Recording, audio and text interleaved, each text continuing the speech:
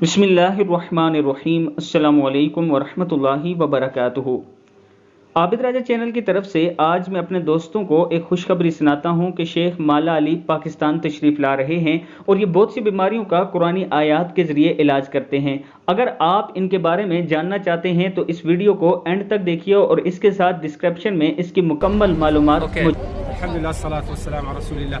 هذا شيخ أبوك عمك بس لا يخاف لا يخاف لا ترس 4 سنوات بالعربة ما يمشي هسه يمشي بس لا يخاف بس 4 سنوات ما يمشي هسه يطيب إن شاء الله بس لا يخاف بالمشي بس شيخ.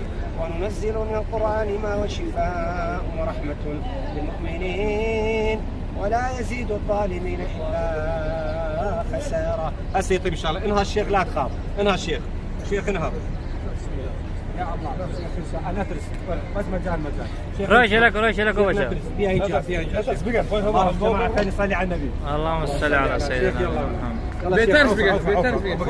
يلا شيء نترس دش لك اللهم صل على محمد وآل محمد. هذا هو معجزة القرآن. شيخ لا تخاف نترس شيخ هذا 4 سنوات ما في مدينة المنورة وسائر المدينة المنورة. وصلى الله على سيدنا وعلى حبيبنا محمد وهذا هو معجزة القرآن. والسلام عليكم ورحمة الله وبركاته. ارجعوا إلى التوحيد والسلام عليكم ورحمة الله وبركاته.